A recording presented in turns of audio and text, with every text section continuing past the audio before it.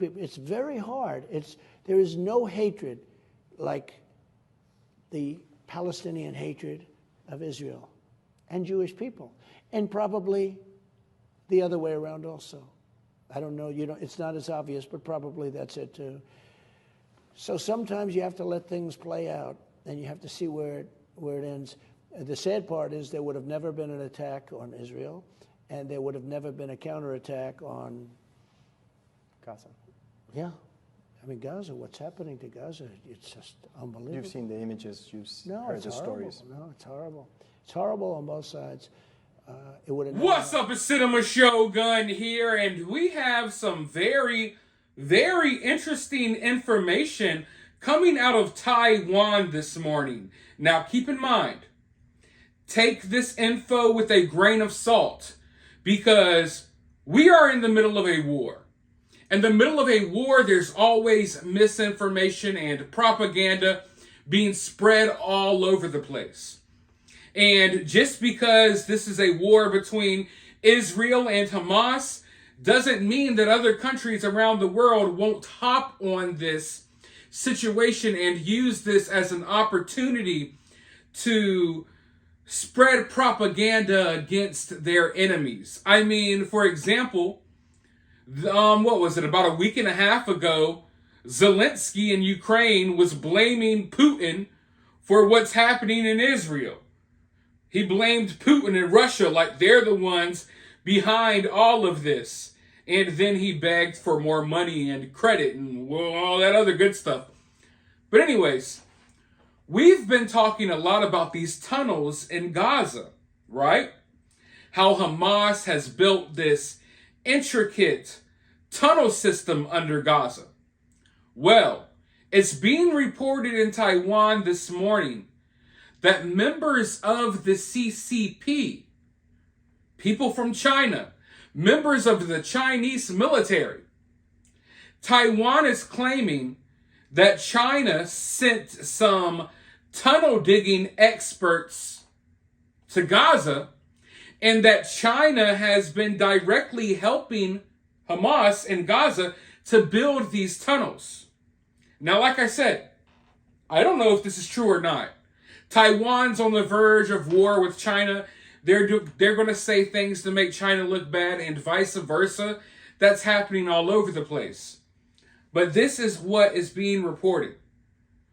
From what they say, there has been secret meetings between China and Hamas, because now some of these members of the CCP, some of these Chinese folks that were there helping build these tunnels, supposedly they were still there on October the 7th. And supposedly they haven't been able to leave. And from what's being reported, Hamas is holding these members of the CCP, and they're refusing to release them.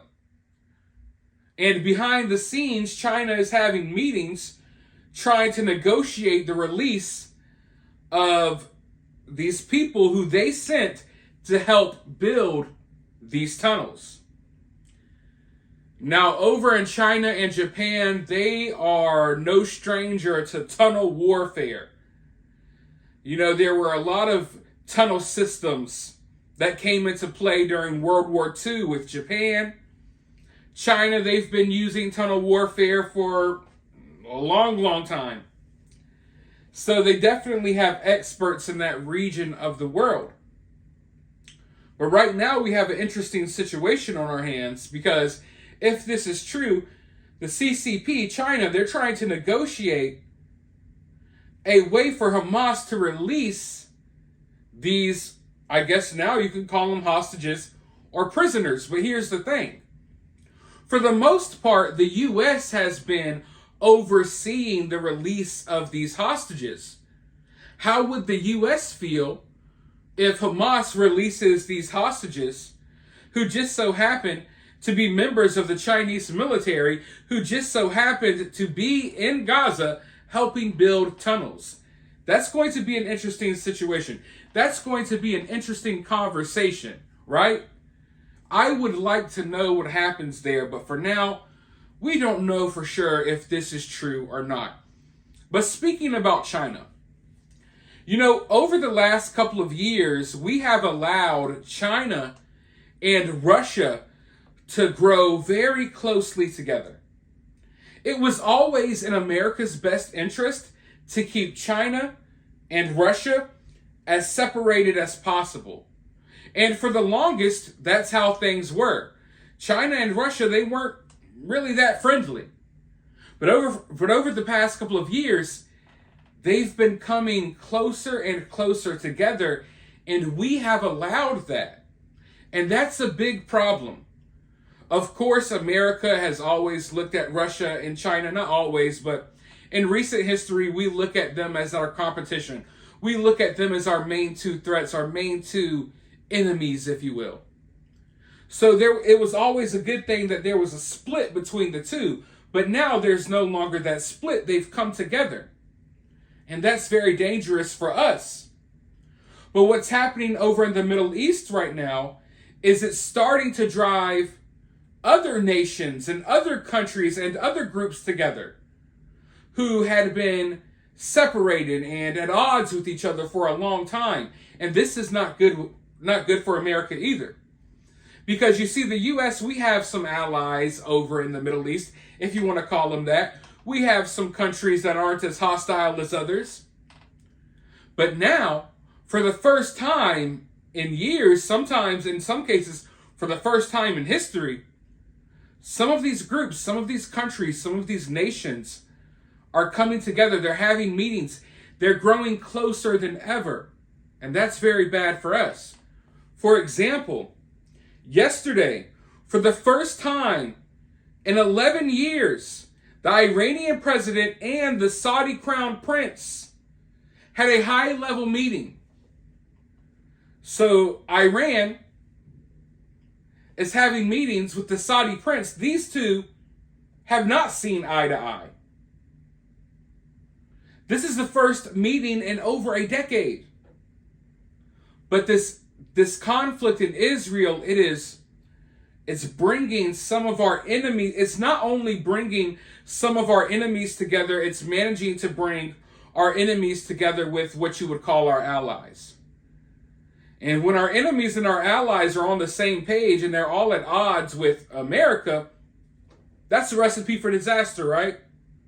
Mind you, America has military bases in some of these countries who seem to not be siding with America and Israel when it comes to this conflict. Now, speaking of all of these various groups and countries and whatnot, we know that Yemen has been getting pretty heavily involved with the conflict in Israel. Well, now Yemen is claiming that they're going to kick things up a notch. They released this statement. The previous Sinai attacks on the entity used modified conventional missiles, and the real battle with the enemy will begin using unconventional winged missiles that are accurate in achieving goals and have superior capabilities to hide from systems. So basically, what they're saying is now they're going to start launching even bigger bombs, even bigger missiles, even more advanced missiles towards Israel. Because they've been firing off some rockets, they've been firing off the drones. Now they're claiming, hey, we're about to hit you with even more firepower. So obviously, that's not good for Israel. But I don't know if that's good for Yemen either, because how long will this be allowed to happen before America does something? Because you see, a line was drawn in the sand before the invasion into Gaza. All of these groups, all of these different countries and militias in the Middle East said that if Israel invades Gaza, they're going to join the war. Now, America said, if y'all attack Israel, we're going to get involved. Well, so far, a lot of these groups have not gotten involved, even though Israel did invade Gaza.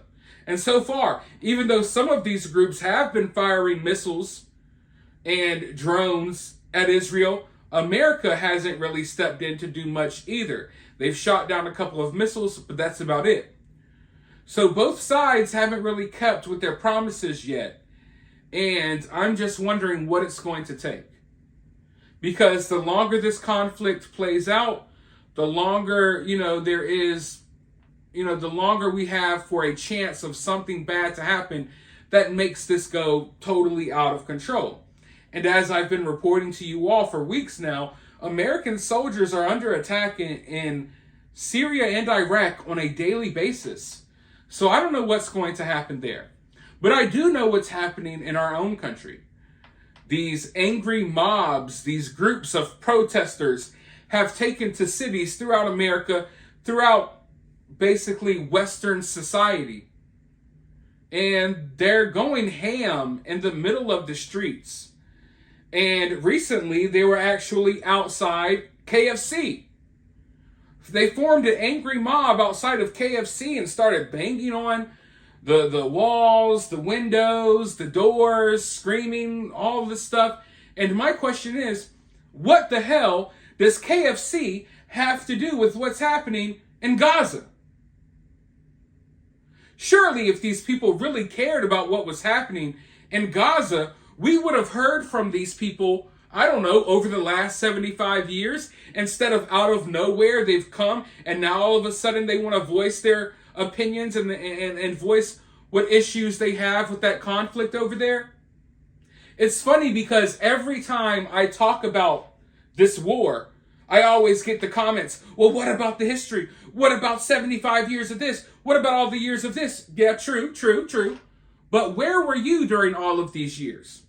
No one was saying anything about this conflict until it became popular. It's the popular thing to do right now. So you're not going to convince me that a bunch of angry people in the streets of New York actually care about these Palestinians because they're outside of KFC having a riot over original or crispy. Let's get real here, folks. What's happening in Gaza is horrible. What's happening to these innocent people is horrible. But these mobs that we're seeing forming in the streets, that's not about Palestine. That's not about Gaza. These people don't give a shit about them. If they did, surely they wouldn't be outside of KFC right now. Why aren't y'all on the first flight over there to help join the war? I mean, if you really feel that strongly about it. But protesting, I agree with the right to protest. That's what makes America, America, you know? You have the freedom of speech. So I'm not against protesting, but I am not going to sit here and pretend like these people actually care about what it is that they claim they're fighting for, and I am not going to sit here and pretend like most of these people even know why they're out there in the first place. They're just following with the group, and I am damn sure not going to pretend like all of these protests have really anything to do with Israel, Palestine, and Gaza, when it is evidently clear that these protests are all about being anti-American, anti-West, anti-our culture, anti-our society. This is a direct attack on our way of life and our beliefs. That's what this is, which is why they're at the KFC. It's just like the protest that we saw a couple of years ago. We're protesting against police brutality. So we're going to go loot Target and burn down Wendy's. How did that ever make any sense? It didn't. It never made any sense. We watched as these people tore down and destroyed their own communities. And now, in the name of Palestinians, we're watching people try to break into KFC. Like, does your 4-piece dinner, is a bucket of chicken changing anything? Why in the hell are they rioting outside of KFC? It's almost because it's about opportunity. How can we have an opportunity to loot, steal, and act an ass? It's almost about just following along with the crowd, just pretending to be outraged so we could run amok in the streets and really look at these people and really think. And the current state of America, how can anyone afford to stand outside all day, every day, chanting a bunch of stupid stuff that someone else told you to chant via megaphone? Can you afford to go stand out in the street and protest? I damn sure can't. Because I got bills to pay. You got a phone bill, electricity bill, water bill, car insurance. internet. Hell, food costs like 3 times the price that it costed a couple of years ago. I eat a tad bit more than the average person. I can't afford to be out here protesting in the middle of the streets, and I know that the majority of you all can't either. Do these people not have anything else going for them in their lives? Do they not have a job to go to? Do they not have kids to send to school? Somehow they manage to live their lives on the streets protesting every day. They literally get shipped by the busload, city to city, to go protest like professional protesters. Who's paying for all of this? Either someone's paying for these people to be out there, or most of these people are just a bunch of lowlifes with nothing else better to do. They have nothing to their name. They have nothing to care about. They probably have no one that cares about them. So they cling to whatever they can. They cling to whatever movement they can to feel some form of acceptance, to feel some form of family, to feel some form of something. Because for the most part, the people that you see at these protests are lifeless souls. They're bots. They're idiots. They're brainwashed. They like to go around and cause chaos because their life is chaotic. They want everyone else's life to be chaotic as well because they have no real home. They have no real family. They have nothing to look forward to in life. So they pretend to be angry about every little thing. They pretend like they're so passionate about every single movement that pops up, even though they don't know a damn thing about it. You could poll most of these people on the streets out there. Most of them don't know why this conflict started, when this conflict started, and I would bet my last dollar that 90% of these people could not show you Gaza or Israel on a map if their life depended on it. Oh, but best believe they'll be outside of your local fast food restaurant intimidating people who actually have a job with their pro-Palestinian, pro-this, pro-that, all that stuff, man. I can't sit here and pretend like this is genuine when it very obviously isn't. But you let me know what you think down in the comments below. If you're feeling generous, you could drop a super thanks to support the channel, or you can support the channel for free by sharing this video, hitting that like button, subscribing, ringing that notification bell, and as always, I'll talk to you all soon in the next video.